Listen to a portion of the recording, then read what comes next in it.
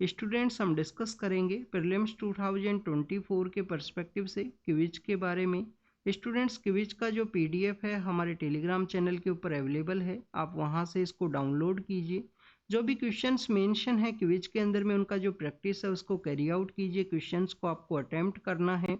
और आप देखिए कि इस क्विज के डिस्कशन के अंदर जो भी इंफॉर्मेशन आपको मिलता है उसको नोट डाउन करना है, उसका रेगुलर बेसिस पे जो रिवीजन है उसको भी आपको यहाँ पे कैरी आउट करना है। क्योंकि आप देखिए कि स्टूडेंट्स रिवीजन ही एक इम्पोर्टेंट पिलर के रूप से वर्क करता है हमारे यूपीएससी के प्रीलिम्स एग्जामिनेशन के रिगार्डिंग में, जिससे कि आप कंप्लीटली जो सिलेबस है उसको बार बार रिवाइज करोगे, जिससे आपको यहाँ पे एग्जामिनेशन के अंदर में काफ़ी सारे जो कॉन्सेप्ट्स हैं वो याद रह पाएंगे। तो आपको सभी क्वेश्चंस को प्रैक्टिस करना है प्रीलिम्स 2024 के पर्सपेक्टिव से इस क्विज कॉन्सेप्ट के रिगार्डिंग में। आप देखिए कि आज हमारा क्विज इस इनिशिएटिव का फर्स्ट डे है, तो इस क्विज कॉन्सेप्ट के बारे में एक बार हम लिटिल बिट अंडरस्टैंड करते हैं। आप देखिए कि स्टूडेंट्स प्रीलिम्स 2023 के रिगार्डिंग में भी हमने जो क्विज है उनको कंडक्ट करवाया था, बट जो नंबर्स हैं वो काफ़ी कम हैं। हमने 10 के आसपास जो क्विज हैं उनको ही वहाँ पे प्रैक्टिस किया था। अर्लियर फेज था जो प्रीलिम्स 2023 का, उसके अंदर हमने डेली बेसिस पे जो क्वेश्चन एंड आंसर्स है उनका प्रैक्टिस किया था, जो कि newspaper based question and answers थे आप स्टूडेंट्स। उसके अलावा उसके अंदर जो स्टैटिक पार्ट है उसको भी कवर किया गया था। आप देखिए कि लेटर फेज के अंदर में जो प्रीलिम्स का जब एग्जामिनेशन अप्रोचिंग फेज के अंदर में था, तो उस समय में 10 के आसपास जो क्विज हैं उनको हमने वहां पे प्रैक्टिस किया था स्टूडेंट्स। अगर हम बात करें 2024 के इस क्विज इनिशिएटिव के बारे में, तो आप देखिए कि हम यहाँ पे 100 के आसपास जो क्विज हैं उनका जो प्रैक्टिस है उसको कैरी आउट करेंगे। 100 या मोर देन 100 के आसपास जो क्विज है उनका हम यहाँ पे प्रैक्टिस करेंगे। अल्टीमेट एम क्या है स्टूडेंट्स इस क्विज कॉन्सेप्ट का, कि क्वेश्चन एंड आंसर का जो कॉन्सेप्ट है, क्वेश्चन एंड आंसर का जो कॉन्सेप्ट है उसके थ्रू में आपका जो कंप्लीट सिलेबस है उसको हम यहाँ पे कवर करना ही एक अल्टीमेट एम है। कंप्लीट सिलेबस के अंदर में क्या क्या कवर किया जाएगा स्टूडेंट्स, कि आपका जो स्टैटिक पार्ट है, स्टैटिक पार्ट के अंदर में क्या कि जो एनसीईआरटी का जो बुक है वहाँ से भी क्वेश्चंस पूछे जाते हैं। आप देखिए कि हमने टेलीग्राम चैनल के ऊपर में प्रीवियस ईयर के क्वेश्चन पेपर्स उनको एनालिसिस किया है, तो उसके अंदर में हमने देखा है कि एनसीईआरटी बुक्स है उनका इंपॉर्टेंस आपको देखने के लिए मिलता है। लाइन टू लाइन जो क्वेश्चंस है वो पूछ लिए जाते हैं। तो एनसीईआरटी जो इंपॉर्टेंट एनसीईआरटी हैं एग्जाम के रिगार्डिंग उनको यहाँ पे कवर करेंगे। जो स्टैटिक बुक हैं, हर एक जो सिलेबस है हर एक सब्जेक्ट है उसके रिगार्डिंग में जो स्टैटिक बुक हैं, जैसे कि ancient history, medieval history, art and culture है, पॉलिटी है, मॉडर्न इंडियन हिस्ट्री है, आप देखिए कि इकोनॉमी, इन्वायरमेंट, इनकी रिगार्डिंग में जो भी स्टैंडर्ड बुक हैं जो एग्जामिनेशन की डिमांड के पर्सपेक्टिव से इंपॉर्टेंट है, वहाँ से जो क्वेश्चंस हैं उनको भी मेंशन करेंगे हम इस क्विज के कॉन्सेप्ट के अंदर में। और आप देखिए कि जो करंट अफेयर है जिसके रिगार्डिंग में हम काफ़ी सारा जो बुकलेट्स हैं उनको रीड करते हैं। आपको मोर फोकस वैसे स्टैटिक पार्ट के ऊपर में कैरी आउट करना है स्टूडेंट्स, अगर आपको एग्जामिनेशन को क्लियर करना है, क्योंकि मोर करंट अफेयर है, मोर current affair one of the largest diverse section आपको देखने के लिए मिलेगा। और जितना आप अगर यहाँ पे स्टैटिक पार्ट है, जो कि यहाँ पे एक देखिए कि स्टैटिक पार्ट एक कंट्रोल पार्ट है, उसके अंदर वेरिएशन नहीं देखने के लिए मिलता है, तो उसको आप यहाँ पे बेटर वे में अंडरस्टैंड कर सकते हो। तो मोर आपको जो फोकस है स्टैटिक पार्ट के ऊपर कैरी आउट करना है। स्टैटिक के अलावा जो करंट अफेयर पार्ट है उसको भी हम कवर करेंगे। यूपीएससी के अंदर में 1.5 ईयर 1.5 ईयर के जो करंट अफेयर्स हैं वहाँ से मैक्सिमम जो क्वेश्चंस है वो पूछे जाते हैं। वैसे कुछ करंट अफेयर ऐसे भी हैं जो मोर देन 2 ईयर के बियॉन्ड में पूछे जाएंगे, तो देखिए कि उनका जो कॉस्ट बेनिफिट है वो काफ़ी कम देखने के लिए मिलेगा। तो आप देखिए कि जो यहाँ पे करंट अफेयर रिलेटेड जो क्वेश्चंस रहेंगे उसके अंदर में हम the Hindu newspaper, Indian express का जो न्यूज़पेपर है, इसके अलावा बिजनेस लाइन है, वहाँ से भी कोई इंपॉर्टेंट अगर न्यूज़ मेंशन किया गया है तो उससे रिलेटेड जो क्वेश्चंस हैं वो आपको यहाँ पे मेंशन करेंगे क्विज के कॉन्सेप्ट के अंदर में। यहाँ पे कहाँ से लेकर कहाँ तक हम द हिंदू न्यूज़पेपर है उसको कवर करने वाले हैं। आप देखिए कि 1 जनवरी 2023 से लेकर 1 जनवरी 2023 से लेकर और आपका जो प्रीलिम्स का एग्जामिनेशन है जो 26 मई का दिन है 2024 के समय में, तो वहाँ तक के जो करंट अफेयर जो न्यूज़पेपर्स हैं, द हिंदू, इंडियन एक्सप्रेस है, बिजनेस लाइन, बिजनेस स्टैंडर्ड है, वहाँ से जो भी इंपॉर्टेंट टॉपिक्स हैं, जो भी क्वेश्चंस हैं, वहाँ से क्वेश्चंस आपसे पूछेंगे इस क्विज के अंदर में। इसका मतलब ये नहीं है कि आपको न्यूज़पेपर को रीड करना है। जो इंपॉर्टेंट जो लिंक्स रहेंगे, जो इंपॉर्टेंट न्यूज़ आर्टिकल्स हैं, उसका जो लिंक है आपको टेलीग्राम चैनल के ऊपर शेयर कर दिए जाएंगे, वहाँ से आप रीड कर सकते हो। क्वेश्चंस के अंदर जो इन्फॉर्मेशन है वो आपको मेंशन कर दी जाएगी डिस्कशन के अंदर में, उसको आपको रिवाइज करना है। तो 1 जनवरी 2023 से लेकर 26 मई का आपका पेपर है। तो आप देखिए कि 20 मई तक का जो पेपर डे है वहाँ तक के जो क्वेश्चंस हैं 20 मई 2024 तक के जो न्यूज़पेपर्स हैं उनको हम कवर करेंगे इस इनिशिएटिव के थ्रू में। तो आज फर्स्ट डे था स्टूडेंट्स, इस वजह से हमने सभी टॉपिक्स के बारे में देखा कि क्या क्या हम कवर करेंगे। अदरवाइज हम नेक्स्ट जब क्विज को कंडक्ट करेंगे तो हम डायरेक्टली जो क्वेश्चन है उसका डिस्कशन को कैरी आउट करेंगे। टेलीग्राम चैनल का जो लिंक है वो हमारे डिस्क्रिप्शन बॉक्स के अंदर अवेलेबल होगा, इसी वीडियो के डिस्क्रिप्शन बॉक्स के अंदर में, वहाँ से आप उसको ज्वाइन कर सकते हो। अगर वहाँ से ना ज्वाइन हो तो स्टूडेंट्स टेलीग्राम के ऊपर जाके आप सर्च बॉक्स के अंदर वोल्कनो IAS को आप सर्च करना, वहाँ पे आपको मिल जाएगा टेलीग्राम चैनल, वहाँ से आप डाउनलोड कर सकते हो हमारा इस PDF को। तो डिस्कशन है उसे स्टार्ट करते हैं स्टूडेंट्स। जो क्वेश्चंस हैं हमारा, आप देखिए कि फर्स्ट क्वेश्चन है फाइनेंशियल इंस्टीट्यूशन के बारे में। फाइनेंशियल इंस्टीट्यूशन का जो हेडक्वार्टर है यहाँ पे पूछा गया है। सबसे पहले तो आपको एक इन्फॉर्मेशन होनी चाहिए, क्या UPSC के द्वारा इस तरीके के जो सवाल हैं वो पूछे जाते हैं या नहीं। ये आपको सबसे पहले जब भी आप किसी क्वेश्चन को रीड करते हो आपको वो कॉन्सेप्ट के बारे में पता होना चाहिए, क्या UPSC के द्वारा इस तरीके से जो क्वेश्चन है वो पूछे जाते हैं या नहीं पूछे जाते हैं। 2019 का प्रीलिम्स का पेपर है। 2019 के प्रीलिम्स के पेपर के अंदर में एशियन इंफ्रास्ट्रक्चर इन्वेस्टमेंट बैंक है और जो ब्रिक्स का बैंक है न्यू डेवलपमेंट बैंक, उससे रिलेटेड जो क्वेश्चंस हैं वो पूछे गए थे उसके हेडक्वार्टर के रिगार्डिंग में। तो UPSC के द्वारा जो सवाल हैं वो पूछे जाते हैं फाइनेंशियल इंस्टीट्यूशंस के बारे में। कोई भी इंपॉर्टेंट इंस्टीट्यूशन है जो न्यूज़पेपर के अंदर मेंशन है, करंट अफेयर के अंदर मेंशन है, उसको क्रिएट किया गया है, तो वहाँ से जो क्वेश्चंस है वो पूछे जा सकते हैं। तो आपको प्रिपेयर करना चाहिए इन सभी के बारे में। फर्स्ट यहाँ पे पूछा गया है कि यूरोपियन जो सेंट्रल बैंक है, अब हम यूरोपियन सेंट्रल बैंक के बारे में लिटिल बिट रीड करते हैं स्टूडेंट्स। आप देखिए कि यूरोपियन सेंट्रल बैंक के जो हेड हैं प्रेजेंट समय में क्रिस्टा लिगार्डे हैं। क्रिस्टा लिगार्डे अर्लियर फेज के अंदर में IMF की हेड हुआ करते थे स्टूडेंट्स। IMF के जब वो हेड हुआ करते थे उनके द्वारा इंडिया का जो इकोनॉमी है उसके पर्सपेक्टिव से काफ़ी सारे स्टेटमेंट्स हैं वो दिए गए थे। क्रिस्टा लिगार्डे मैम हैं, काफ़ी ज़्यादा इंपॉर्टेंट है फाइनेंशियल सेक्टर के पर्सपेक्टिव से, उनके काफ़ी कुछ वर्क आपको देखने के लिए मिलते हैं।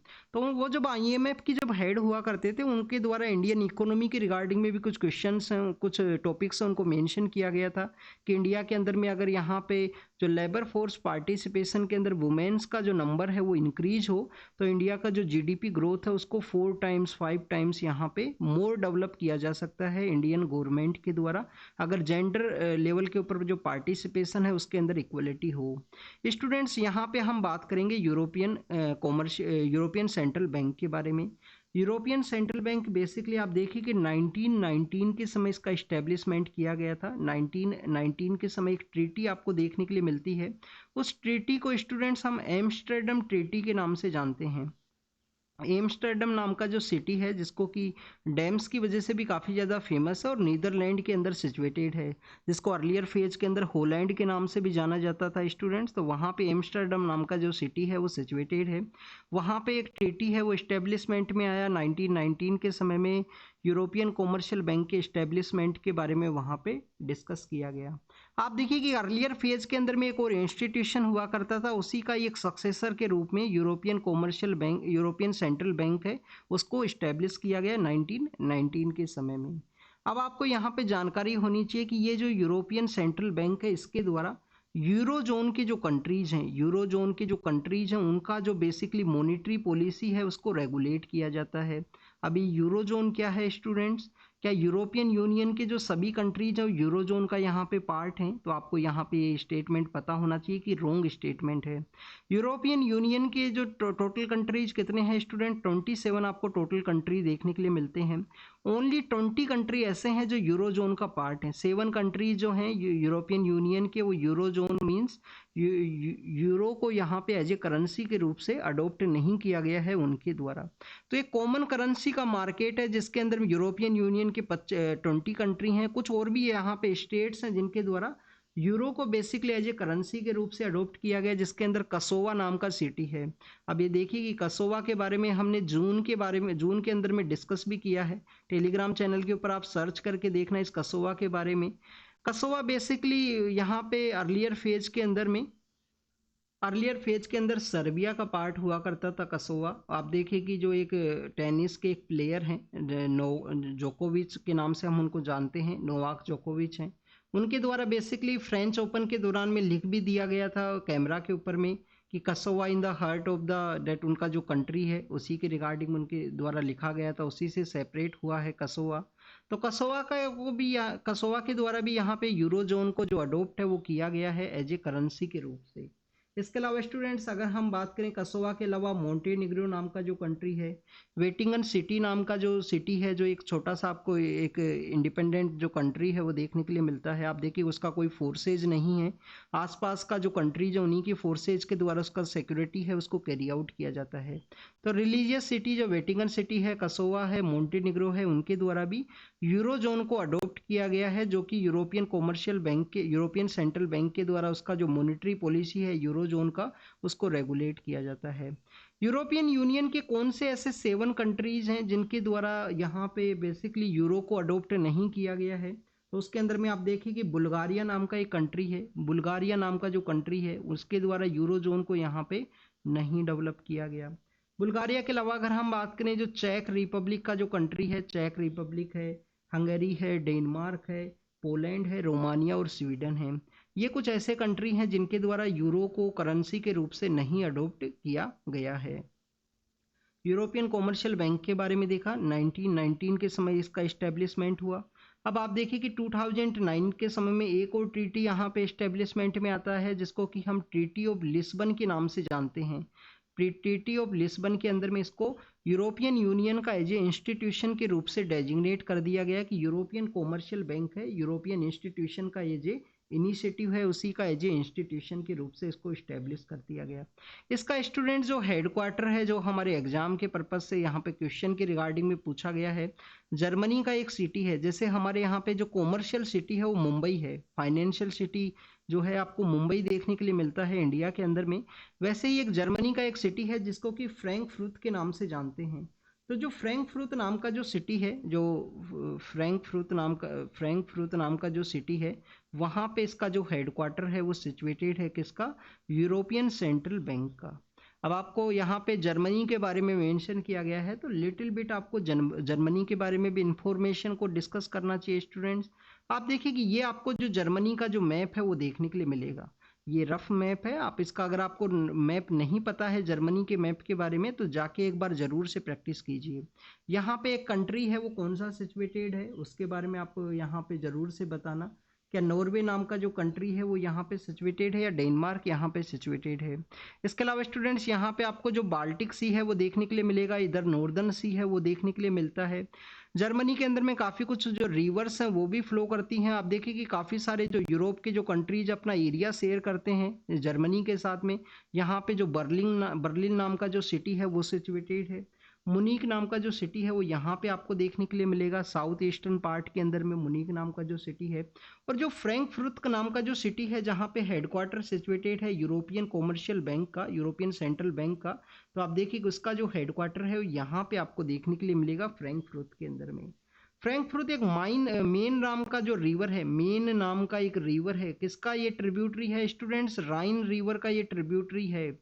राइन रिवर का जो ट्रिब्यूटरी है उसके बैंक के ऊपर ये सिचुएटेड है। राइन रिवर तो आपको पता है काफ़ी ज़्यादा इम्पोर्टेंट है। अगर हम जर्मनी का जो कंट्री को यहाँ पे रीड करें स्टूडेंट्स तो आपको यहाँ पे एक रीजन भी देखने के लिए मिलता है जिसको कि हम रूर रीजन के नाम से जानते हैं। रूर और राइन का रीजन है, राइन यहाँ से फ्लो करती है। क्या राइन दूसरे जो कंट्रीज है वहाँ पे भी जाती है स्टूडेंट? तो आपको राइन के बारे में ज़रूर से पता होना चाहिए। यूरोप के रिगार्डिंग में काफ़ी इंपॉर्टेंट रिवर है। और जर्मनी का जो प्रोग्रेस है, वहाँ का मैन्युफैक्चरिंग इंडस्ट्री है, उसके रिगार्डिंग में भी आपको देखने के लिए मिलेगा। आप देखिए ये जो रीजन है एक हाईली पॉपुलस रीजन है, जर्मनी का हाईली पॉपुलस रीजन है। यहाँ पे रूर रीजन आपको देखने के लिए मिलेगा, राइन का जो फ्लो आपको देखने के लिए मिलेगा, और फ्रैंकफर्ट यहाँ पे सिचुएटेड है। और मेन नाम का जो नदी है जो कि ट्रिब्यूटरी है राइन रिवर का, वो यहाँ से फ्लो करती है, उसी के बैंक के ऊपर सिचुएटेड है। तो फर्स्ट जो क्वेश्चन है यूरोपियन सेंट्रल बैंक का हेडक्वार्टर लंदन के अंदर है, तो ये गलत है, लंदन के अंदर नहीं है। ये सब हमने एग्जाम के पर्पज से डिस्कस किया है। ये कहाँ पे रिवर फ्लो करती है, जर्मनी के आसपास कौन कौन से कंट्रीज हैं उसके बारे में आपको पता होना चाहिए। नॉर्दर्न पार्ट के अंदर कौन सा कंट्री है जो इसको सेपरेट करता है नॉर्दर्न सी से, और बाल्टिक सी से जो इसको सेपरेट करता है अलग अलग पार्ट को, क्योंकि यहाँ का जो पार्ट है वो बाल्टिक सी में अपना एरिया शेयर करता है, यहाँ पे नॉर्दर्न सी के अंदर में। तो ये आपको रीड करना है इसके नाइबर कंट्रीज के बारे में। काफ़ी सारे कंट्रीज हैं जो एरिया शेयर करते हैं जर्मनी के साथ में। Next is regarding the Asian development bank के बारे में है। अब आप देखिए कि जब वर्ल्ड का यहाँ पे जो ब्रेटन वुड कॉन्फ्रेंस है, जहाँ पे IMF को इस्टेब्लिश किया गया, स्टूडेंट्स ब्रेटन वुड कॉन्फ्रेंस के थ्रू किसको इस्टेब्लिश किया गया, IMF एंड वर्ल्ड बैंक का इस्टेब्लिशमेंट किया गया है ब्रेटन वुड कॉन्फ्रेंस के थ्रू में। वर्ल्ड बैंक को अर्लियर फेज के अंदर में क्या नाम से जाना जाता था, bank for reconstruction and development के रूप से। स्टूडेंट्स आप देखिए कि वर्ल्ड वॉर के समय में जो भी प्रॉब्लम्स क्रिएट हुए थे सेकंड के समय में, तो उसी के रिगार्डिंग में जो रिकंस्ट्रक्शन है उसको कैरी आउट करना था, तो bank for reconstruction and development के रूप से भी वर्ल्ड बैंक को जाना जाता है। एशियन डेवलपमेंट बैंक का इस्टेब्लिशमेंट किया गया स्टूडेंट्स 1966 के समय में। क्यों किया गया इसका इस्टेब्लिशमेंट, क्योंकि ब्रेटन वुड कॉन्फ्रेंस के ऊपर, ब्रेटन वुड कॉन्फ्रेंस के थ्रू में जो ब्रेटन वुड के जो ट्विन्स हैं, IMF है, वर्ल्ड बैंक है, इन फाइनेंशियल इंस्टीट्यूशंस के ऊपर में वेस्टर्न पावर्स का जो डोमिनेशन है वो आपको देखने के लिए मिलता है। तो एक रीजनल बैंक का डेवलपमेंट किया गया, एशियन डेवलपमेंट बैंक। क्या इसका हेडक्वार्टर बीजिंग के अंदर स्टूडेंट्स, बीजिंग के अंदर नहीं है। कहाँ पे है, फिलीपाइंस नाम का जो सिटी है, साइक्लोन बहुत ज़्यादा आते हैं उस सिटी, उस कंट्री के अंदर में। फिलीपाइंस के अंदर एक सिटी है मनीला, वहाँ पे इसका हेडक्वार्टर, एशियन डेवलपमेंट बैंक का जो हेडक्वार्टर है वो आपको देखने के लिए मिलता है। आप देखिए कि फिलीपाइंस एक और नाम की वजह से काफ़ी ज़्यादा फेमस है, रमन मैग्सेसे अवार्ड के नाम से हम उसको जानते हैं। तो जो रमन मैग्सेसे जो अवार्ड है उसकी वजह से भी काफ़ी ज़्यादा वो जाना जाता है। मैग्सेसे अवार्ड इंडिया के काफ़ी सारे पर्सनस हैं उनको दिया गया है, काफ़ी सारे जर्नलिस्ट हैं, पॉलिटिकल पर्सन हैं। एशिया का नोबेल प्राइज़ के नाम से भी उसको कहा जाता है। रमन मैग्सेसे अवार्ड है जो फिलीपाइंस का गवर्नमेंट के द्वारा दिया जाता है। तो वहाँ पे इसका हेडक्वार्टर है एशियन डेवलपमेंट बैंक का। इसके अलावा आपको एक और इन्फॉर्मेशन होना चाहिए फिलीपाइंस के रिगार्डिंग में, इंटरनेशनल जो राइस रिसर्च इंस्टीट्यूशन है स्टूडेंट्स, राइस के रिगार्डिंग में एक इंस्टीट्यूशन है, उसका भी हेडक्वार्टर आपको फिलीपाइंस के अंदर ही देखने के लिए मिलेगा। आप देखिए कि जो राइस रिसर्च इंस्टीट्यूशन है इसको हमने क्यों मेंशन किया है, हमारे जो MS स्वामीनाथन जो सर हुआ करते थे, जिनका डेथ भी हुआ है, जिनको नोबेल प्राइज़ भी दिया गया है अभी रिसेंटली 2023 के समय उनका डेथ भी देखने के लिए मिला था। ग्रीन रिवॉल्यूशन के जो फाउंडिंग फादर हैं, तो आप देखिए कि जो MS स्वामीनाथन सर हैं उनके द्वारा काफ़ी कुछ वर्क किया गया था इंटरनेशनल राइस रिसर्च इंस्टीट्यूशन के अंदर में। और 2017 के समय में उसका एक ब्रांच है, जो रीजनल ब्रांच है, रीजनल हेडक्वार्टर है, उसको बनारस के अंदर इस्टेब्लिश किया गया था इंटरनेशनल राइस रिसर्च इंस्टीट्यूशन का। तो आप देखिए वो फिलीपाइंस के अंदर ही सिचुएटेड है। तो एशियन डेवलपमेंट बैंक का हेडक्वार्टर कहाँ है स्टूडेंट्स, उसका हेडक्वार्टर आपको देखने के लिए मिलता है मनीला के अंदर में। अब आपको कुछ ADB के बारे में कुछ इन्फॉर्मेशन जरूर से पता होनी चाहिए। ADB के बारे में आपको क्या पता होना चाहिए, 66 के अंदर इसका इस्टेब्लिशमेंट कर दिया गया, मनीला के अंदर हेडक्वार्टर है। यूनाइटेड नेशन का एक इकोनॉमिक एंड सोशल काउंसिल आपको देखने के लिए मिलती है, UNESCAP, United nation economic and social council for the Asia Pacific. Asia Pacific का जो रीजन है, एशिया पैसिफिक का जो रीजन है वहाँ पे इकोनॉमिक एंड सोशल काउंसिल है, उसको वो भी उसका ये मेंबर के रूप से यहाँ पे ADB को नॉमिनेट किया गया है। ADB United nation economic social council for Asia Pacific का एज ए नॉमिनेटेड मेंबर है। आप देखिए कि कौन सा ऐसा कंट्री है जिसका यहाँ पे हाईएस्ट जो शेयर आपको देखने के लिए मिलेगा, ऐसा भी क्वेश्चन है वो पूछ लिए जाते हैं। तो जापान नाम का जो कंट्री है, जापान के अलावा आप देखिए कि USA, United state of America है, इनका 15% के आसपास जो शेयर है वो आपको देखने के लिए मिलता है एशियन डेवलपमेंट बैंक के अंदर में। जापान और USA के बाद में चाइना आपको देखने के लिए मिलता है। चाइना का आप देखिए कि रिपब्लिक ऑफ चाइना का यहाँ पे 6.4% है। फिर आपको इंडिया देखने के लिए मिलेगा, इंडिया का आपको 6.3% देखने के लिए मिलता है शेयर, और बाद में ऑस्ट्रेलिया है उसका 5% है। तो ये भी आपको पता होना चाहिए। यहाँ पे एक एशियन डेवलपमेंट बैंक के द्वारा जो रीजनल प्रोग्रेस के पर्सपेक्टिव से भी काफ़ी कुछ इनिशिएटिव्स हैं उनको चलाया जाता है, जैसे कि आप देखिए कि साउथ एशिया सब regional economic cooperation, south Asia सब रीजनल इकोनॉमिक कोऑपरेशन, उसको एशियन डेवलपमेंट बैंक के द्वारा चलाया जाता है, जिसको कि हम सासेक के नाम से जानते हैं। सासेक, साउथ एशिया सब रीजनल इकोनॉमिक कोऑपरेशन। आपने सार्क के बारे में रीड किया होगा। एक सासेक नाम का भी इनिशिएटिव है जो एशियन डेवलपमेंट बैंक का ही इनिशिएटिव है। किसके, इस सासेक ग्रुप के अंदर में कुछ टोटल आपको 7 कंट्रीज देखने के लिए मिलते हैं। उन 7 कंट्रीज को बेसिकली जो फाइनेंस है वो प्रोवाइड किया जाता है। आप देखिए कि इंडिया के भी जो नॉर्थ ईस्ट के जो स्टेट्स हैं उनके रिगार्डिंग में काफ़ी सारे इंफ्रास्ट्रक्चर प्रोजेक्ट्स को जो फाइनेंस है एशियन डेवलपमेंट बैंक के द्वारा ही किया जाता है। तो सासेक के अंदर में साउथ एशिया सब रीजनल इकोनॉमिक कोऑपरेशन के अंदर में कौन कौन से कंट्रीज हैं students? BBIN, motor vehicle agreement के बारे में हम इसको रीड करते हैं। बाद में जो भूटान के द्वारा कैंसिल कर दिया गया था उसको। तो मोटर व्हीकल एग्रीमेंट ये था, ये 4 कंट्रीज के द्वारा उसको डेवलप करने की कोशिश की गई थी कि यहाँ पे फ्री मूवमेंट हो। तो BBIN कौन कौन है स्टूडेंट्स? बांग्लादेश है, भूटान है, इंडिया है और नेपाल है। बांग्लादेश, भूटान, इंडिया और नेपाल। BBIN के अलावा अगर हम बात करें, मालदीव आपको देखने के लिए मिलेगा। आप देखिए कि इंडिया और मालदीव के जो रिलेशंस है एक बैड फेज के अंदर है प्रेजेंट समय में, तो मालदीव है। इसके अलावा म्यांमार है जिसको अर्लियर फेज के अंदर बर्मा के नाम से जाना करते थे। आप देखिए कि हमारा 1857 का जब रिवोल्ट हुआ था उसके एक पर्सन हुआ करते थे बहादुर शाह जफर सेकंड। तो जो बहादुर शाह जफर हैं उनका जो अस्थियां हैं इस मालदीव का जो म्यांमार का जो रंगून नाम है, अर्लियर फेज के अंदर इसको बर्मा के नाम से जानते थे। तो आप देखिए रंगून के अंदर उनका जो अस्थियां हैं वो वहाँ पे हैं बेसिकली। उनके द्वारा एक शेर भी बोला गया था उस समय में। एक शेर जो बेसिकली आपको देखने के लिए मिलता है कि दिल्ली के अंदर में उनको 2 गज जमीन है वो भी नहीं मिला। रंगून के अंदर में उनको डिपोर्ट कर दिया गया था ब्रिटिश अथॉरिटीज के द्वारा।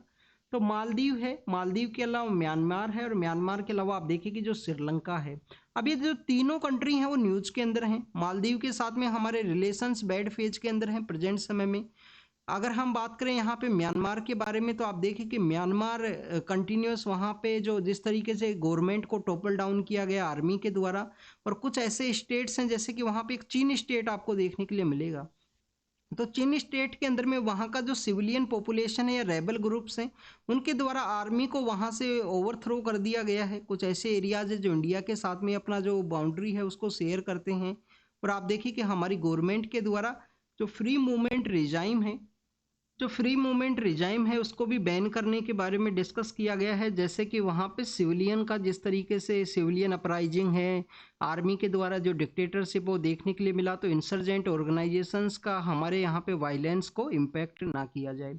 श्रीलंका, अब आप देखिए कि डेप्थ की वजह से न्यूज के अंदर है, फाइनेंशियल सिचुएशन काफ़ी ज़्यादा डिट्रोटिक सिचुएशन के अंदर में था, इंडिया के द्वारा उसको हेल्प किया गया था।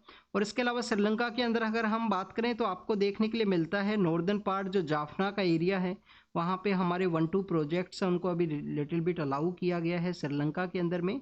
आप देखिए कि सिविल वॉर की सिचुएशन के अंदर श्रीलंका अर्लियर फेज के अंदर में था जहाँ पे इंडियन गवर्नमेंट के द्वारा काफ़ी कुछ सपोर्ट किया गया था। तमिल टाइगर इलम आपको देखने के लिए मिलता है श्रीलंका की रिगार्डिंग में। तो ये काफ़ी डिटेल डिस्कशन हो गया यहाँ पे। अब देखिए नेक्स्ट के बारे में डिस्कस करते हैं।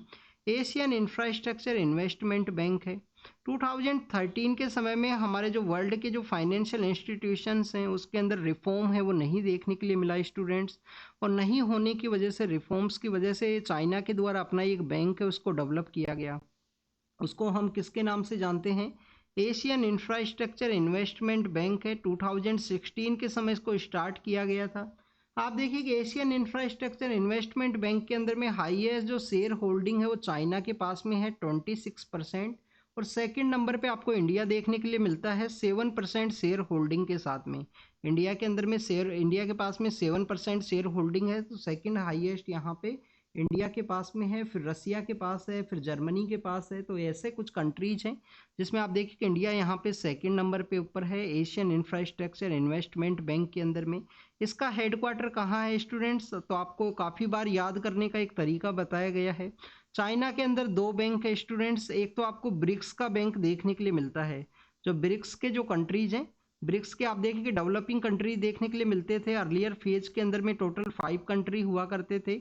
अभी 2024 के अंदर में और जो नए कंट्री हैं उनको भी मेंबरशिप वो दिया गया है, जिसके अंदर इजिप्ट है, इथोपिया है, इराक है, सॉरी ईरान है, ईरान के अलावा आप देखिए यूनाइटेड अरब अमीरात है, ऐसे काफ़ी सारे कंट्रीज हैं। लैटिन अमेरिका का भी कंट्री था, उसने ज्वाइन करने से मना कर दिया लेटर फेज के अंदर में, मेंबरशिप उनको भी दिया गया था। 2024 के समय ब्रिक्स को यहाँ पे एक्सपेंड किया गया। तो एक तो ब्रिक्स का आपको बैंक देखने के लिए मिलता है जिसको हम न्यू डेवलपमेंट बैंक के नाम से जानते हैं। इसका जो हेडक्वार्टर है वो स्टूडेंट संगाई के अंदर में है। उसका जो हेडक्वार्टर है न्यू डेवलपमेंट बैंक का, वो आपको संगाई के अंदर देखने के लिए मिलेगा। एशियन इंफ्रास्ट्रक्चर इन्वेस्टमेंट बैंक जो चाइना के द्वारा खुद बनाया गया है, वहाँ पे जो फाइनेंशियल इंस्टीट्यूशंस हैं उनमें रिफॉर्म ना होने की वजह से इसका जो हेडक्वार्टर है वो आपको बीजिंग के अंदर देखने के लिए मिलता है। आप देखिए कि इसको याद करने का एक तरीका है। याद करने का तरीका क्या है, ए के साथ में आपको बी देखने के लिए मिलता है। तो एशियन इंफ्रास्ट्रक्चर इन्वेस्टमेंट बैंक जो चाइना के अंदर सिचुएटेड है, बट आप इसको इस तरीके से याद रखना रीड करके ही, क्योंकि हो सकता है कुछ बच्चे एशियन डेवलपमेंट बैंक को याद ना रख लें कि जो मनीला के अंदर सिचुएटेड है, 1966 के समय स्टैब्लिश हुआ। तो आपको पहले तो दो बैंक पता होना चाहिए चाइना के अंदर कौन कौन से बैंक है, एशियन इंफ्रास्ट्रक्चर इन्वेस्टमेंट बैंक और new development bank. Asian infrastructure investment bank जो एक के साथ शुरू होता है, तो इसका जो हेडक्वार्टर है वो बीजिंग के अंदर में है। और न्यू डेवलपमेंट बैंक जो कि एन के साथ स्टार्ट होता है, इसका जो हेडक्वार्टर है वो संगाई के अंदर है। तो यहाँ पे आप देखिए यूरोपियन सेंट्रल बैंक कहाँ पे हेडक्वार्टर है, जर्मनी का फ्रैंकफर्ट नाम का जो सिटी है, गलत हुआ। एशियन डेवलपमेंट बैंक कहाँ पे है, फिलीपाइंस मनीला के अंदर है, वो भी रोंग है। एशियन इंफ्रास्ट्रक्चर इन्वेस्टमेंट बैंक जो कि बीजिंग के अंदर है, इसका हेडक्वार्टर संगाई में बताया गया है, तो ये भी रोंग है। तो यहाँ पे आपको जो आंसर जो देखने के लिए मिलेगा वो देखने के लिए मिलेगा डी आंसर। तो ये आपको यहाँ पे पता होना चाहिए, डी आंसर है यहाँ पे। तीनों इनकरेक्ट यहाँ पे मैच हैं, कोई भी करेक्ट नहीं है। नेक्स्ट अगर हम बात करें स्टूडेंट्स क्वेश्चन के बारे में, तो आप देखिए कि क्रिप्टो जो करेंसी है उसके रिगार्डिंग में इसको 1 जनवरी का जो न्यूज़पेपर है द हिंदू का 2023 के दिन, उसमें मेंशन किया गया था। तो आप देखिए कि ये क्वेश्चन ये है कि investor education and protection fund है उसको सेटअप किया गया है 2016 के समय में। बिल्कुल करेक्ट बात है, 2016 में इसे इन्वेस्टर एजुकेशन फंड को इस्टेब्लिश किया गया था। क्यों इस्टेब्लिश किया गया था स्टूडेंट्स, अवेयरनेस को क्रिएट करना था। कंपनीज एक्ट का आपको एक सेक्शन 125 देखने के लिए मिलता है। सेक्शन 125 के थ्रू इसको इस्टेब्लिश किया गया कि हमको यहाँ पे अवेयरनेस है उसको क्रिएट करना है। अवेयरनेस किसके रिगार्डिंग में क्रिएट करनी है, जो पोंजी स्कीम आपको देखने के लिए मिलती है, पोंजी स्कीम है, चिट फंड आपको देखने के लिए मिलता है, तो उसमें काफ़ी बार इन्वेस्टर्स का जो मनी है वो लेके भाग जाएंगे, कोई ना कोई फ्रॉड होगा। तो उसी के रिगार्डिंग में जो प्रोटेक्शन फंड है उसको डेवलप किया गया था। आप देखिए कि ये कंपनीज एक्ट 2013 के थ्रू इसको किया गया है, ये न्यूज़पेपर के अंदर मेंशन था, तो लिटिल बिट आपको पता होना चाहिए। अभी ये न्यूज़ के अंदर क्यों था कि जो क्रिप्टो करेंसी है, क्रिप्टो करेंसी के रिगार्डिंग में भी यहाँ पे जो अवेयरनेस है उसको जनरेट किया जाएगा। जो इन्वेस्टर्स हैं जो क्रिप्टो के अंदर इन्वेस्ट करते हैं उनके रिगार्डिंग में जो यहाँ पे अवेयरनेस को जनरेट किया जाएगा। Investor education and protection fund authority है उसको भी क्रिएट किया गया, जिसके द्वारा जो अवेयरनेस है उसको जनरेट किया जाता है। तो दोनों स्टेटमेंट है वो करेक्ट है, 1 और 2 यहाँ पे आपको जो करेक्ट है वो देखने के लिए मिलेगा। अर्लियर फेज के अंदर क्यों स्टार्ट किया गया था 16 के समय में, तो आप देखिए इसको स्टार्ट इस वजह से किया गया था कि हमारे यहाँ पे जो पूंजी स्कीम है, चिट फंड का जो कॉन्सेप्ट है इसमें फ्रॉड ना हो, इन्वेस्टर्स का जो मनी है वो खराब ना हो, अवेयरनेस उनको जनरेट किया जा सके, प्रमोट किया जा सके इन्वेस्टर्स को यहाँ पे अवेयरनेस के रिगार्ड। तो बहुत ही स्टेटमेंट करेक्ट है यहाँ पे। Next is regarding the villages के बारे में क्वेश्चन पूछा गया है कि कौन से ऐसे विलेज हैं इंडिया के जो बेसिकली आप देखिए कि उनका एसोसिएट स्टेट के बारे में क्वेश्चन पूछ लिया गया। तो आपको यहाँ पे पता होना चाहिए कि रघुराजपुर नाम का एक विलेज आपको कहाँ देखने के लिए मिलता है। रघुराजपुर नाम का जो विलेज है स्टूडेंट्स वो सिचुएटेड है उड़ीसा का जो पुरी डिस्ट्रिक्ट है वहाँ पे। उड़ीसा के अंदर जो पुरी नाम का एरिया है जहाँ पे आपको व्हाइट पगोड़ा नाम का जो टेम्पल है वो देखने के लिए मिलता है। आप देखिए उड़ीसा वो स्टेट है जहाँ पे व्हाइट पगोड़ा भी वहीं पे है, ब्लैक पगोड़ा भी वहीं पे ही सिचुएटेड है। तो जो रघुराजपुर नाम का जो गांव है आप देखिए कि इसको क्राफ्ट विलेज के नाम से भी जाना जाता है, क्राफ्ट विलेज है। अब वैसे आपसे आप यहाँ पे क्वेश्चन बोलोगे कि हो सकता है कि ये विलेज है राजस्थान के अंदर भी सिचुएटेड हो, और कोई ना कोई ऐसे नाम का विलेज आपको राजस्थान, मध्य प्रदेश कहीं ना कहीं देखने के लिए मिल सकता है रघुराजपुर नाम का। बट आप देखें कि यहाँ पे कुछ फेमस विलेजेस के बारे में पूछा गया है, कोई हिस्टोरिकल उनका इन्फ्लुएंस हो, क्योंकि आप देखिए कि पुरी डिस्ट्रिक्ट के अंदर में आपको जगन्नाथपुरी का जो टेम्पल है वो देखने के लिए मिलता है, और जगन्नाथपुरी के टेम्पल के अंदर जो पट्टा चित्रा पेंटिंग है उसका भी यूज किया जाता है। वहाँ पे एक अलग से जो रथ है वो बनाया जाता है, जब रथ यात्रा निकाली जाती है, एक स्पेशल जो ट्री है उसको आइडेंटिफाई किया जाता है। तो ये रघुराजपुर विलेज के जो पर्सनस हैं उनका इन्फ्लुएंस आपको देखने के लिए मिलेगा जगन्नाथपुरी के जो टेम्पल के काफ़ी सारे जो वर्किंग सिस्टम्स हैं उनके अंदर में। तो रघुराजपुर विलेज कहाँ है? उड़ीसा के अंदर में। कौन सा पेंटिंग बनाई जाती है इस विलेज के अंदर में स्टूडेंट्स? पट्टा चित्रा नाम का जो पेंटिंग है, जो कि एक आपको स्क्रोल जो पेंटिंग देखने के लिए मिलती है। तो आप देखिए जो पट्टा चित्रा, चित्र वर्ड मीन्स यहाँ पे पेंटिंग हुआ, पट्टा मीन्स जो कपड़ा जो होता है उसको पट के नाम से भी जाना जाता है, एक वर्ड उसका पट वर्ड भी होता है। तो आप देखिए हो सकता है कि कपड़े के ऊपर इस पेंटिंग को बनाया जाता हो। तो पट्टा चित्रा जो स्क्रोल पेंटिंग है उसका डेवलपमेंट आपको रघुराजपुर विलेज उड़ीसा के अंदर देखने के लिए मिलेगा। पुरी के बारे में आपको यहाँ पे जो white pagoda and black pagoda के बारे में हमने देखा। तो आप देखिए कि उड़ीसा के अंदर में आपको दो बेसिकली पगोड़ाज हैं, जो टेम्पल्स को ही बोला जाता है। व्हाइट पगोड़ा जगन्नाथ टेम्पल है, और जो ब्लैक पगोड़ा है वो कोणार्क का सन मंदिर है, वो आपको देखने के लिए मिलेगा। पंगती विलेज के बारे में अगर हम डिस्कस करें स्टूडेंट्स, नागालैंड के अंदर सिचुएटेड है। अमूर फाल्कन नाम का जो यहाँ पे लॉन्गेस्ट जो ट्रेवल करने वाला बेसिकली आप देखिए कि जो रैप्टर है उसका बेसिकली कैपिटल के रूप से भी जाना जाता है इस गांव को। जो पंगती विलेज है जो कहाँ पे है? नागालैंड के अंदर में है। और आप देखिए कि जो अमूर फाल्कन है, अमूर फाल्कन है, वहाँ पे आपको फाल्कन का रिगार्डिंग में आपको देखने के लिए मिलता है, ये उसके कैपिटल के पर्सपेक्टिव से। वहाँ पे एक लेक भी सिचुएटेड है जिसको कि हम दोयांग लेक के नाम से जानते हैं। पंगती विलेज के अंदर में आपको एक दोयांग लेक है वो भी देखने के लिए मिलती है। आप देखें कि ये जो लेक जिस रिवर से अपना वाटर रिसीव करती है, उस रिवर का जो ओरिजिनेशन है वो आपको नागालैंड और मणिपुर का जो बॉर्डर का एरिया है वहाँ से ओरिजिन है वो देखने के लिए मिलेगा। नेक्स्ट इज रिगार्डिंग द पोचामपल्ली के बारे में है। आप देखिए कि पोचामपल्ली अपना जो इक्कत है उसकी वजह से भी जाना जाता है। विनोबा भावे नाम के जो पर्सन है उनके द्वारा अपना जो मूवमेंट है वो चलाया गया था, जिसको कि हम भूदान मूवमेंट के नाम से जानते हैं। भूदान मूवमेंट वैसे है क्या स्टूडेंट्स? भूदान के अंदर में आप देखिए कि जिन पर्सन्स के पास में ज़मीन नहीं है उनको जो लैंड है वो डोनेट किया गया था काफ़ी सारे सिविलियन लोगों के द्वारा 1951 के समय में, आफ्टर द इंडिपेंडेंस के बाद में। बट जो पोचामपल्ली जो विलेज है स्टूडेंट्स वो आंध्र प्रदेश के अंदर नहीं है, वो तेलंगाना के अंदर आपको देखने के लिए मिलेगा। तो टू पेयर्स हैं जो करेक्टली मैच है यहाँ पे। एक तो आपको रघुराजपुर जो उड़ीसा के अंदर है, पंगती विलेज जो नागालैंड के अंदर में है, और बेसिकली अमूर फाल्कन का जो कैपिटल है दोयोंग नाम का जो लेक है वो भी आपको वहाँ पे देखने के लिए मिलेगा। पोचामपल्ली तेलंगाना के अंदर सिचुएटेड है स्टूडेंट्स, और तेलंगाना के अंदर आप देखिए कोया नाम की ट्राइब के द्वारा समक्का सरलम्बा नाम का एक फेस्टिवल है उसको भी ऑर्गेनाइज किया जाता है, जिसको कि मेदाराम जात्रा के नाम से हम जानते हैं। ट्राइबल्स का सबसे बड़ा वो मेला होता है कुंभ मेले के बाद में। तो ये इन्फॉर्मेशन था कुछ फेमस विलेजेस के बारे में। आप देखिए कि यहाँ पे आपको पोचामपल्ली विलेज के बारे में और पता होना चाहिए। यूएन का जो एक वर्ल्ड टूरिज्म जो ऑर्गेनाइजेशन है UNWTO के द्वारा इसको एज ए टूरिज्म विलेज के रूप से या UN विलेज के रूप से भी डेजिग्नेट किया गया था। आप देखिए कि UNWTO का जो हेडक्वार्टर है आपको मैड्रिड स्पेन के अंदर उसका जो हेडक्वार्टर है वो देखने के लिए मिलता है। 1973 के समय में टूरिज्म के इस ऑर्गेनाइजेशन को इस्टेब्लिश किया गया था। लाडपुर खास नाम का जो विलेज है नागालैंड के अंदर, जो कोंगथोंग नाम का जो विलेज है उनको भी इनके द्वारा एज ए UN का जो टूरिस्ट विलेज है या इम्पोर्टेंट UN विलेज के रूप से भी डेजिग्नेट किया गया है UNWTO के द्वारा।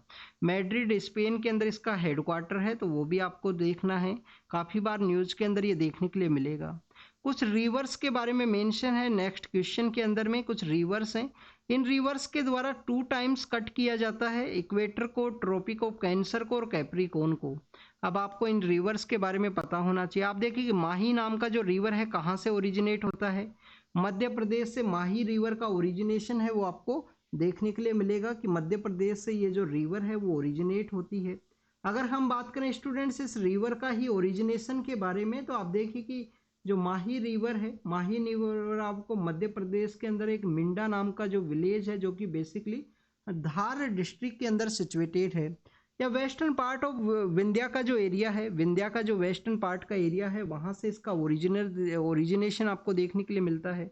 मध्य प्रदेश के अंदर में बाद में आप देखिए कि राजस्थान का जो वागड़ का जो एरिया है, राजस्थान का वागड़ का एरिया मीन्स जो बांसवाड़ा है, बांसवाड़ा के अलावा डूंगरपुर का एरिया है, वहाँ से ये निकलती है और उसके बाद में ये गुजरात के लिए चली जाती है। तो आप देखिए कि जो ट्रॉपिक ऑफ कैंसर है, सपोज कीजिए राजस्थान है, राजस्थान का जो कंप्लीट सदर्न पार्ट है वहाँ से वो निकलती है बांसवाड़ा और डूंगरपुर के एरिया से।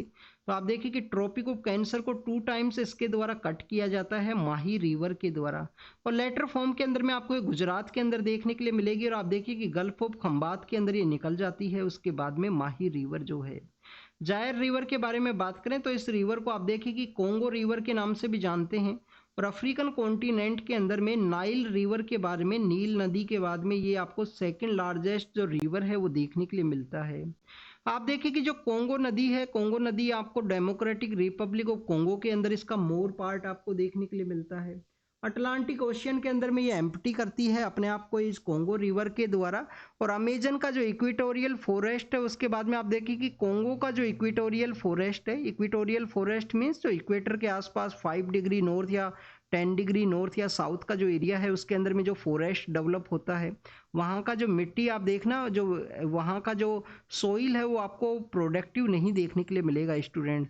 सोइल के अंदर में अपर लेयर ह्यूमस होता है, क्योंकि आप देखिए कि इक्वेटोरियल फॉरेस्ट है, रेन फॉरेस्ट का एरिया है, वहाँ पे रेगुलरली बारिश होती है, यूनिफॉर्म टेम्परेचर आपको देखने के लिए मिलेगा कंप्लीट डे एंड नाइट के रूप से। अगर 30 डिग्री टेम्परेचर है डे के समय भी यही रहेगा, नाइट के समय भी यही रहेगा। और कंप्लीट ईयर के अंदर में 2 टाइम्स आप देखिए कि इक्विनॉक्स का जो समय होता है ना, जब सन हमारे यहाँ पे डे एंड नाइट का इक्वल समय आपको देखने के लिए मिलेगा मार्च के मंथ के समय में और सितंबर के मंथ के समय में। तो इक्विनॉक्स के समय में यहाँ पे डबल रेनफॉल और पीक है वो आपको देखने के लिए मिलती है। तो आप देखिए कि कोंगो का जो इक्वेटोरियल फॉरेस्ट का एरिया है वहाँ से ये फ्लो करती है, जायर रिवर है, कोंगो के नाम से हम इसको जानते हैं। और अफ्रीकन जो रिफ्ट वैली का हाईलैंड एरिया है वहाँ से ओरिजिनेट होती है, काफ़ी सारे कंट्रीज के थ्रू निकलती है। और इक्वेटर को इसके द्वारा, इक्वेटर का जो लाइन है उसको इसके द्वारा 2 टाइम्स कट किया जाता है जायर रिवर या कोंगो रिवर के द्वारा। लिम्पोपो नाम के रिवर के बारे में अगर हम बात करें, साउथ अफ्रीका नाम का जो कंट्री है अफ्रीकन कॉन्टिनेंट के अंदर ही। और आप देखिए कि उसके अलावा आपको बोट्सवाना कंट्री है, बोट्सवाना के अलावा जो मोजाम्बिको नाम का जो कंट्री है वो आपको देखने के लिए मिलेगा। और इसके द्वारा लेटर फेज के अंदर में साउथ अफ्रीका, बोट्सवाना आप देखिए कि एक लैंडलॉक कंट्री है या नहीं है, इसके बारे में आपको पता होना चाहिए। और फिर मोजाम्बिको नाम का जो कंट्री है, मोजाम्बिकी नाम का जो कंट्री है, वहाँ से ये एम्प्टी करती है अपने आप को इंडियन ओशियन रीजन के अंदर में।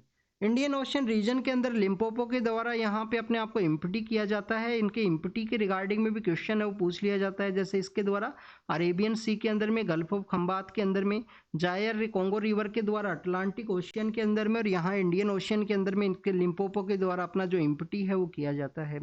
तो इस लिम्पोपो रिवर के द्वारा कैप्रिकॉन को 3 टाइम्स है वो कट किया जाता है। इसको आप LCM नाम से याद कर सकते हो। LCM कैसे? लिम्पोपो कैप्रिकॉन को कट किएगा, फिर इक्वेटर को किसके द्वारा कट किया जाएगा स्टूडेंट्स? इक्वेटर को कट किया जाएगा कोंगो रिवर के द्वारा, जिसको कि हम जायर रिवर के नाम से जानते हैं।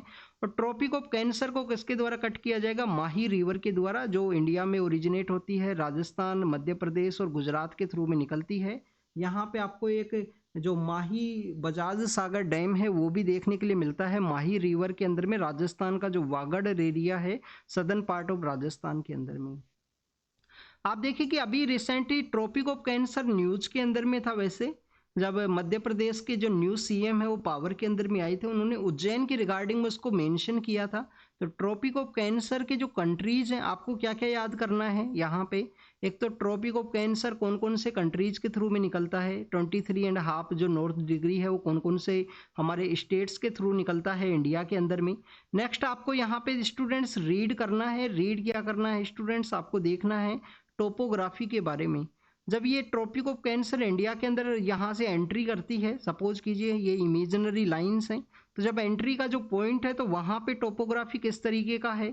हमारा जो यहाँ पे उड़ीसा जो स्टेट है उसके अंदर में जो टोपोग्राफी है, क्योंकि आपको जो मैंग्रोव्स का जो रीजन है वो देखने के लिए मिलेगा जहाँ से ये एग्जिट करती है इंडिया का जो मेनलैंड का जो एरिया है उसे।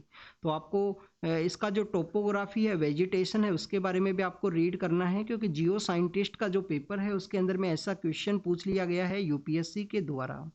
नेक्स्ट अगर हम बात करेंगे ईस्ट इंडिया कंपनी, यहाँ पे आपको आंसर पता होना चाहिए, तीनों जो हैं वो राइट आंसर है, सी यहाँ पे राइट आंसर आपको देखने के लिए मिलेगा।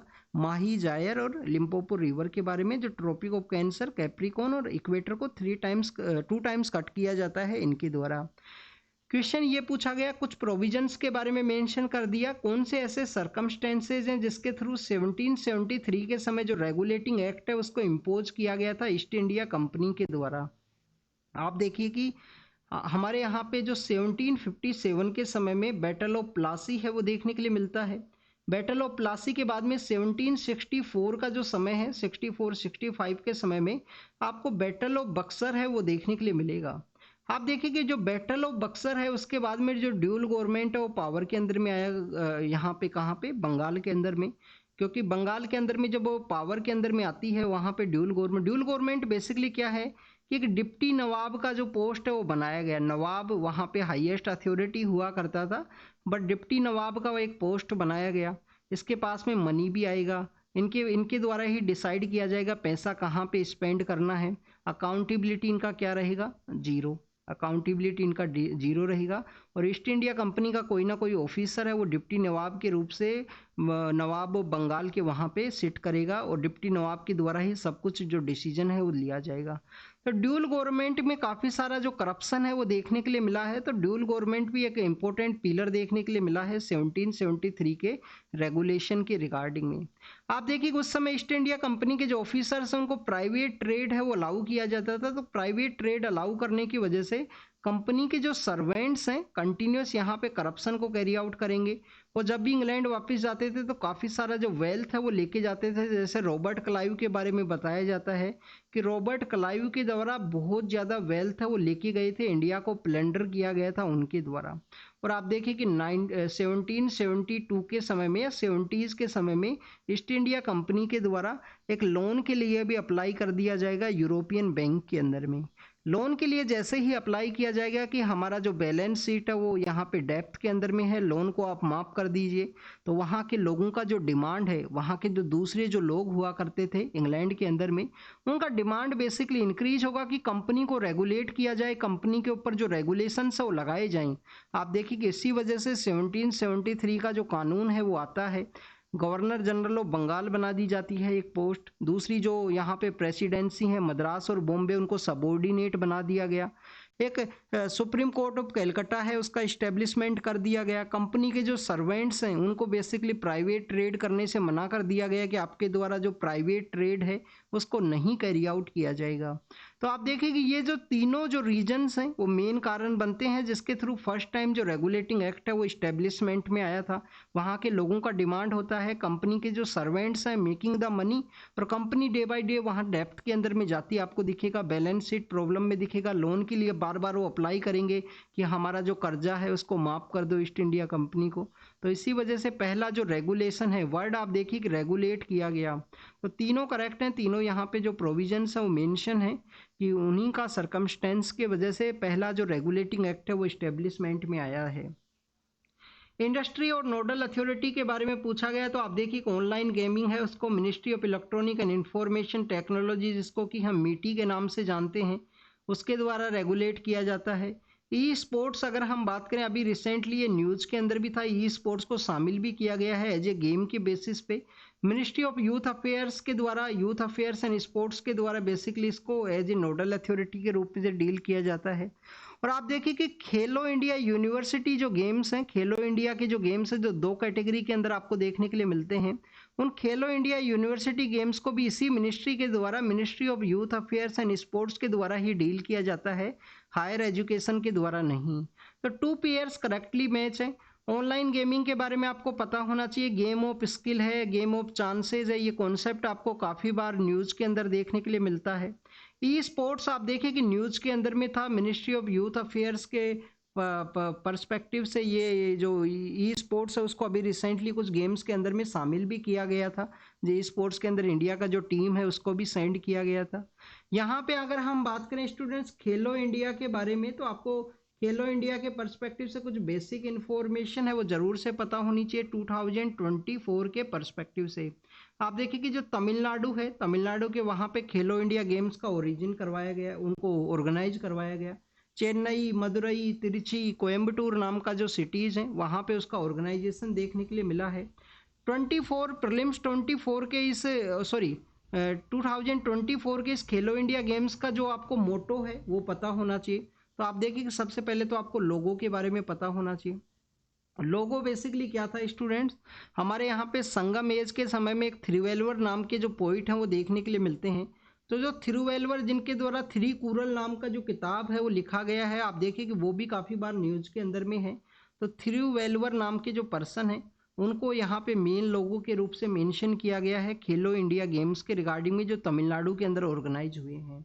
मस्कट के बारे में अगर हम बात करें तो रानी वेलु नचियार हुआ करती थी, जिनको कि हम वीरा मंगई नाम से जानते हैं। रानी वेलु नचियार हैं जिन्होंने वेलु नचियार के द्वारा बेसिकली ब्रिटिश अथॉरिटीज़ के द्वारा अगेंस्ट में जो वॉर है उसको कैरी आउट किया था। तो रानी वेलु नचियार को एज ए मस्कट के रूप से रखा गया है खेलो इंडिया गेम्स के अंदर में, जिनका ऑर्गेनाइजेशन चेन्नई है। चेन्नई के अलावा जो कोयम्बटूर का एरिया है, तिरुचि है, मदुरई है, वहाँ पे उसको कैरी आउट किया गया। तो लोगो थिरुवल्लुवर है, मस्कट रानी वेलु नचियार हैं, तमिलनाडु के अंदर ऑर्गेनाइज हुए। अब आपको एक इन्फॉर्मेशन यहाँ पे पता होनी चाहिए। आप देखिए कि हमारे काफ़ी सारे जो मार्शल आर्ट्स हैं उनका भी प्रैक्टिस आपको देखने के लिए मिलता है। खेलो इंडिया के अंदर में मार्शल आर्ट्स का प्रैक्टिस किया जाता है। कलारी पय्यत्तू नाम का जो मार्शल आर्ट है उसके रिगार्डिंग में फरवरी का जो मंथ है 2024 का, उसके अंदर भी हमने उसको डिस्कस किया था कि हरियाणा के अंदर में काफ़ी सारी जो मार्शल आर्ट्स हैं जो हरियाणा से बिलोंग नहीं किया करती थी बट उनका प्रैक्टिस है वो देखने के लिए मिला है। और काफ़ी सारी मार्शल आर्ट्स को इंडियन जो फोर्सेज हैं, डिफेंस फोर्सेज, उनका भी प्रैक्टिस दिखाया गया था कि ईस्टर्न पार्ट ऑफ इंडिया के अंदर में जो ईस्टर्न पार्ट है वो चाइना के साथ में जो बॉर्डर शेयर करता है, वहाँ पे इंडियन जो डिफेंस फोर्सेज जो पोस्टेड है उनको भी बेसिकली मार्शल आर्ट्स का जो प्रैक्टिस है वो सिखाया गया है। जिसमें कलारी पय्यत्तू है, गटका है। गटका के अलावा आप देखिए कि और भी काफ़ी सारी मार्शल आर्ट्स हैं। गटका पंजाब के अंदर में आपको देखने के लिए मिलती है। निहंग जो सिख हैं उनके द्वारा उसको पॉपुलराइज किया गया था। हमारे जो 10th सिख गुरु हैं गुरु गोविंद सिंह, उनका भी कंट्रीब्यूशन आपको देखने के लिए मिलता है।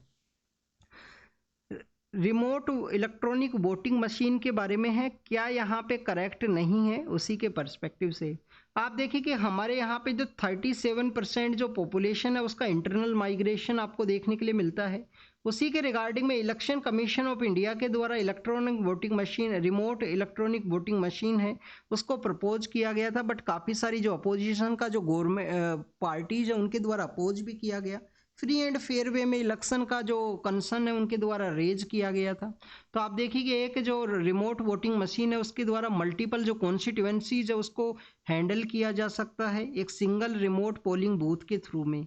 अराउंड 72 के आसपास जो पोलिंग बूथ है उसके बारे में बताया गया है कि 72 जो मल्टीपल कॉन्स्टिट्यूएंसीज हैं उसको एक सिंगल जो रिमोट पोलिंग बूथ है उसके द्वारा यहाँ पे हैंडल किया जा सकता है इस रिमोट इलेक्ट्रॉनिक वोटिंग मशीन के द्वारा।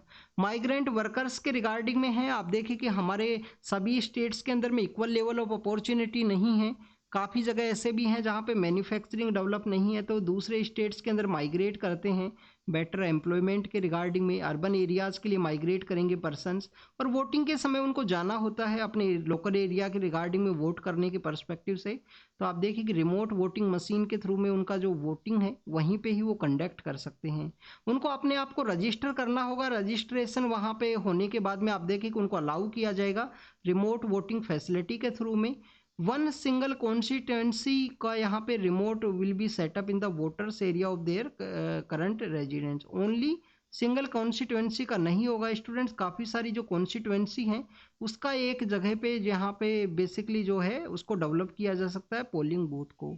यहाँ पे आपको ईवीएम के इक्वल बेसिकली जो सिक्योरिटी है वो देखने के लिए मिलेगा रिमोट वोटिंग मशीन के अंदर में। तो आप देखिए कि सी नाम का जो स्टेटमेंट है कि ओनली जो सिंगल कॉन्स्टिट्यूएंसी है उसी का जो रिमोट पोलिंग स्टेशन है वो सेटअप होगा वोटर के एरिया के अंदर में। तो सिंगल कॉन्स्टिट्यूएंसी का नहीं होगा, मल्टीपल कॉन्स्टिट्यूएंसी का यहाँ पे हो सकता है। नेक्स्ट अगर हम बात करें स्टूडेंट्स यहाँ पे जो मिलेट कैफ़े के बारे में है, अब आप देखिए कि ऐसा क्वेश्चन यूपीएससी के द्वारा काफ़ी बार पूछ भी लिए जाते हैं, तो आपको यहाँ पे एक लिटिल बिट इन्फॉर्मेशन होनी चाहिए कि 2023 का जो इंटरनेशनल ईयर है उसको हमने मिलेट ईयर के रूप से सेलिब्रेट किया। इंडिया के द्वारा प्रपोज किया गया था कि मिलेट का जो इम्पोर्टेंस है उसके रिगार्डिंग में, क्योंकि मिलेट्स का प्रेजेंस इंडिया में देखने के लिए मिलता है। बाजरा है जो कि राजस्थान, हरियाणा, गुजरात के रीजन के अंदर उगाया जाता है। रागी है, ज्वार है, काफ़ी सारे ऐसे आपको जो किट्टू है, किट्टू आपको देखने के लिए मिलेगा जो मध्य प्रदेश के एरिया के अंदर में। तो आप देखिए काफ़ी सारे जो मिलेट्स हैं उगाए जाते हैं। एक तो यहाँ पे जो वाटर का डिमांड भी कम है, न्यूट्रिशनल सिक्योरिटी को भी ये प्रमोट करता है। तो 2023 का जो ईयर है उसको मिलेट ईयर के रूप से सेलिब्रेट किया गया। हमारा जब G20 का मीटिंग ऑर्गेनाइज हुआ था तो उस समय भी हमारी गवर्नमेंट के द्वारा इंडिया के जो मिलेट्स हैं उनको प्रमोट किया था। मध्य प्रदेश के अंदर एक जगह है डिंडोरी, ढिंडोरी डिस्ट्रिक्ट जो है उसको यहाँ पे न्यूट्रिशनल सिक्योरिटी के रिगार्ड में एक मॉडल डिस्ट्रिक्ट के रूप से बताया जाता है। आप देखिए मध्य प्रदेश के अंदर एक वुमेन है, उनके द्वारा काफ़ी सारे जो एंशियंट हमारे मिलेट्स हैं उनका जो सीड है उसको प्रिजर्व किया गया है उनके द्वारा। आपको यहाँ पे पता होना चाहिए इंडिया का जो सीड वॉलेट है वो कहाँ पे है। आप देखिए कि हम स्वेलबार्ड ट्रीटी के बारे में रीड करते हैं काफ़ी बार। स्वेलबार्ड ट्रीटी क्या है? स्वेलबार्ड का एक एरिया है जहाँ पे बेसिकली जो सभी सीड्स हैं उनको वहाँ पे प्रिजर्व कर दिया गया है। कभी डूम्स डे अगर होता है धरती के ऊपर, कभी आप देखिए कि सब कुछ डैमेज होता है, तो उस समय भी वो सीड है उनको रखा गया है जिससे कि वो सीड वहाँ पे जर्मिनेट होंगे, फिर से यहाँ पे जो डेवलप हो सके, यहाँ पे लाइफ डेवलप हो सके, उसी के रिगार्डिंग में। अगर हम बात करें इंडिया के सीड वॉलेट के बारे में तो आपको लद्दाख के अंदर देखने के लिए मिलेगा और इंटरनेशनल सीड वॉलेट स्वेलबर्ड के अंदर आपको देखने के लिए मिलता है। तो एक लेडी हैं जिनके द्वारा मध्य प्रदेश के अंदर काफ़ी सारे जो सीड्स हैं उनको भी प्रिजर्व किया गया है, पीएम सर के द्वारा उसको मेंशन किया गया था।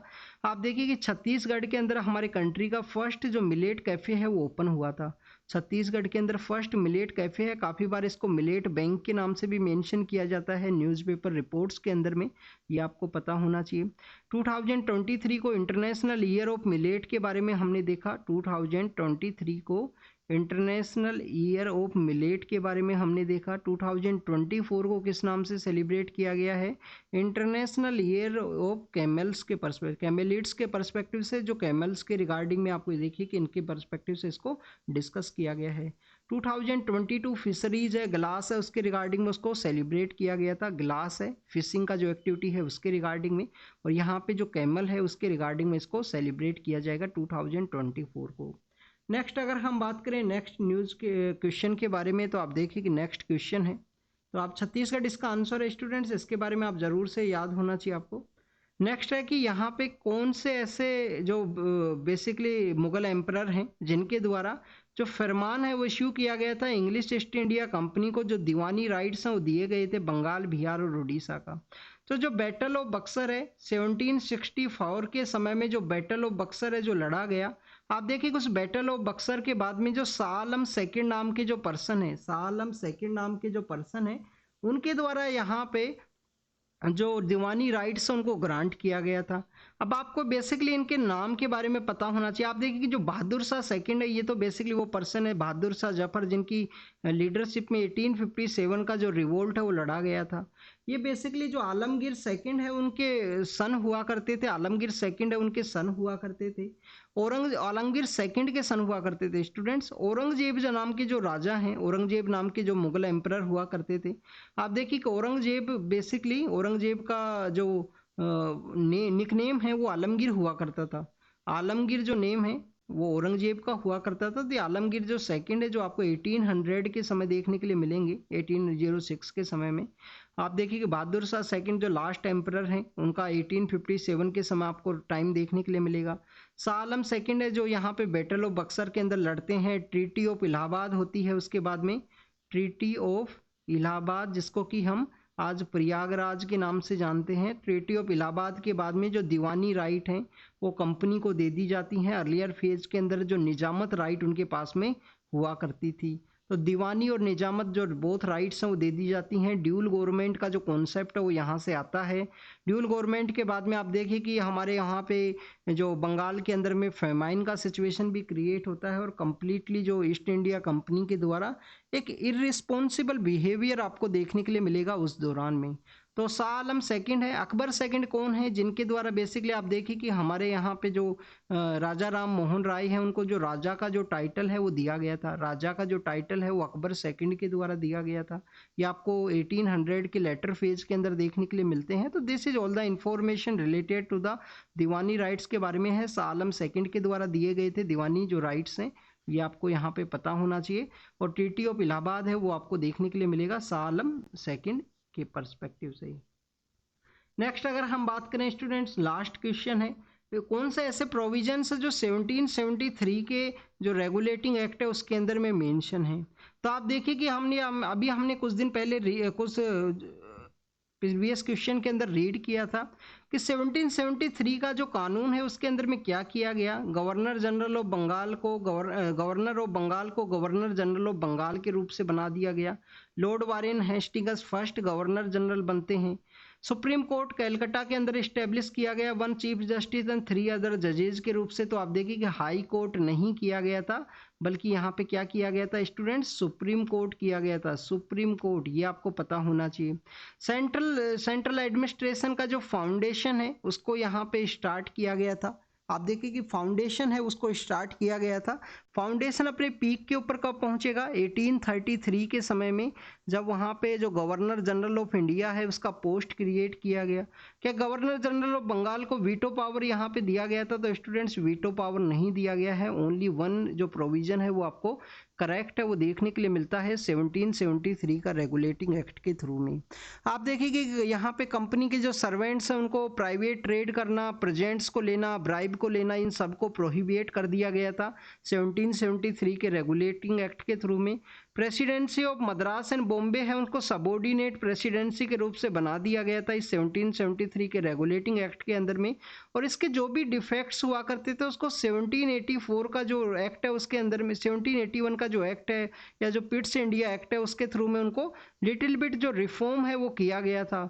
लेटर फॉर्म के अंदर में आप देखिए कि जो गवर्नर जनरल है उसको लिटिल बिट जो वीटो पावर है वो भी दिया जाएगा। गवर्नर जनरल का जो काउंसिल है उसी में मेजोरिटी के थ्रू जो डिसीजंस है वो नहीं देखने के लिए मिलेंगे लेटर फेज के अंदर में, पिट्स इंडिया एक्ट के अंदर में और 1781 का जो एक्ट है उसके अंदर में। तो यहाँ पे जो वीटो पावर है वो नहीं देखने के लिए मिलती है।